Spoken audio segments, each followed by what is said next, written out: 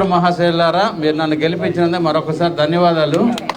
నేను కూడా మీలానే సంతోషంగా అనుక్షణం ఆహ్లాదకరంగా ఉండటానికి అన్వేషిస్తూ మీకు మన నియోజకవర్గాన్ని ఎలా పెంపొందించాలనే పని మీదే ఉన్నాను. నేను రోజు పొద్దున్న ఇక్కడ వచ్చి కూర్చుంటే ఉపయోగం లేదు. నేను ఎక్కడున్నా పని చేస్తూ ఉన్నా. దాంట్లో ఇందాక ఆయన బుడమేరు గురించి చెప్పారు కదా, నా సిద్ధాంతమే ఇంత పెద్ద ప్రజాస్వామ్య వ్యవస్థలో అనేక సమస్యలు వస్తుంటాయి. ఆ సమస్య వచ్చినప్పుడు సమస్య నుంచి మనం ఒక పాఠం కింద నేర్చుకొని నెక్స్ట్ ఆ సమస్య రాకుండా ఉండటానికి వీలుగా చేయాలనేది ప్రివెన్షన్ అనమాట. ఫ్యూచర్లో మళ్ళీ అలాంటి సైక్లోన్ మన చేతిలో లేదు. సైక్లోన్ మనం కంట్రోల్ చేయడం దేవుడు దయ. కాబట్టి దానికి అన్ని ప్రయత్నాలు ప్రణాళికలు వేస్తున్నాం. అయితే రాష్ట్ర ప్రభుత్వంలో ఆర్థిక సమస్య ఉండటం మూలాన త్వరితగతంగా మనకు సపోర్ట్ అనేది రావట్లా.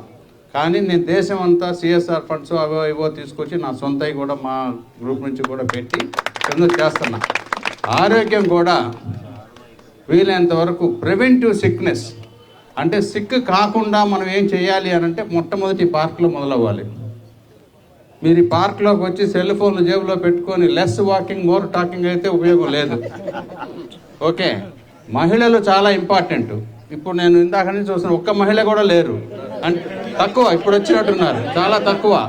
50% మహిళలు కూడా మీరు డెఫినెట్గా కావాలంటే సమయం సపరేట్గా పెట్టండి. మార్నింగ్ కూడా కావాలంటే ఎప్పుడు కావాలంటే అప్పుడు పెద్దవాళ్ళు ఉంటారు కదా. ఓకే, ఎనీవే మహిళలకు కూడా సరైన గౌరవం ఇచ్చి వాళ్ళు కూడా ఓటు వేస్తేనే కదా ఈరోజు నా మంత్రి గారు ఇక్కడ ఉంది, నేను ఇక్కడ ఉంది. ఇకపోతే ప్రహ్లాద్ జోషి గారికి అమితమైన చరిత్ర ఉన్నది. 5 సార్లు లోక్సభ ఎంపీ, మామూలుగా కాదు. ఓకే, అప్పటి నుంచి పార్లమెంటరీ అఫైర్స్ మినిస్టర్ చేశారు. అనేక 12 సంవత్సరాలు కంటిన్యూస్గా మినిస్టర్ చేస్తూనే ఉన్నారు. ఈయన కూడా చరిత్రే, మామూలు మనిషి కాదు. చూస్తానికి సామాన్యంగా కనపడతారు కానీ వెరీ బిగ్ మ్యాన్. కర్ణాటకలో హయ్యెస్ట్ రికార్డెడ్ పర్సన్, పర్టికులర్గా ఫ్రమ్ బీజేపీ నుంచి. మనకు చాలా సంతోషం ఈరోజు ఇక్కడ రావటం వలన. ఎందుకంటే నేను ఆయనతో కలిసి ఆయన మొదట లోక్సభలో ఉన్న, రాజ్యసభలో ఉన్నప్పుడు, నేను మంత్రిగా ఉన్నప్పుడు కలిసి రెగ్యులర్గా మేము పనిచేసేవాళ్ళం. రెగ్యులర్గా చూస్తూ ఉండేవాడిని. One of my best good regarded friend Prahlad Joshi గారు. కాబట్టి నేను ఎప్పుడు ఏం చెబుతున్నానంటే, నేను చేసింది ఆవకింద అయితే చేయవలసింది అడివంత ఉందనేది నాకు తెలుసు. ఎప్పుడు చెప్తా ఉంటా. అంటే ఇంకా మీరు సమస్యలని నా దగ్గరికి ఇక్కడికి నేను ఇట్లా వచ్చినప్పుడు ఏదో పట్టుకొని స్కూల్కి వెళ్తే పిల్లలు చాక్లెట్ అని ఇది అని అడుగుతుంటారు. అట్లా చేయకూడదు.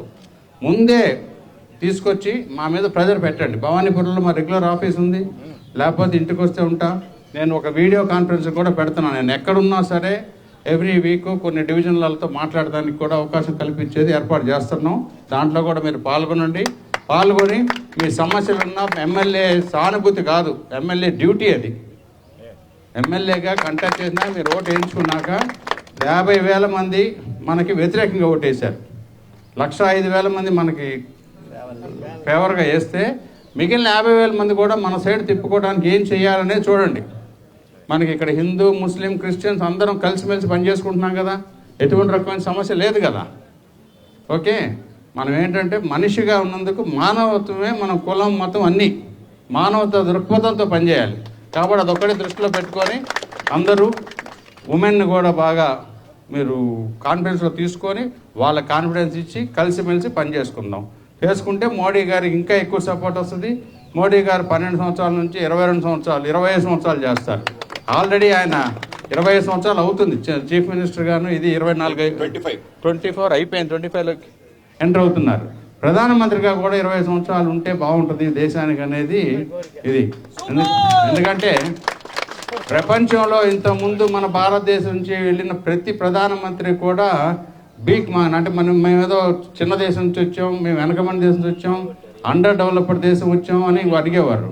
మొట్టమొదటి ప్రధానమంత్రి గారు రొమ్ము విరుచుకొని చూపెట్టి, ఎస్ హమ్ భారత్ దేశ ఆయా, ఏ हमारा डिमांड है, हमारा स्ट्रेंथ ये है बोल के बता के डिमांड करके लेके आया. तो ये पहले मुख्य प्रधानमंत्री जो है कलेजा रख के बात किए. ठीक है, అందరికి అర్థమైందా? ఆ విధంగా మీరు అందరూ కూడా సహకరించండి, సపోర్ట్ చేయండి. రాజకీయాలు ఎలక్షన్ వచ్చినప్పుడు పోట్లాడుకుందాం. మీలో కొంతమంది వేరే పార్టీలు ఉన్నా నష్టం ఏం లేదు.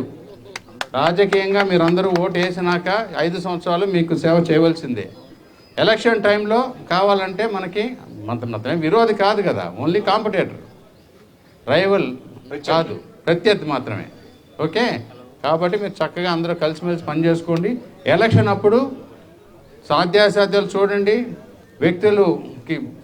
వ్యక్తి యొక్క బ్యాక్గ్రౌండ్ ఏంటి అవి వేరీ చేసుకొని మీకు మనస్ఫూర్తిగా ఎవరికి ఓటేయాలంటే వాళ్ళకి వేయండి. నాకంటే గొప్పవాడు వస్తే వాడికే ఓటేయండి, నాకే ఓటేయమని నేను అడగను. ప్రజాస్వామ్యంలో అడుగుతాం కానీ అది కాదు కరెక్ట్. మీరు మనస్ఫూర్తిగా చూసుకొని వేయండి. Okay, thank you.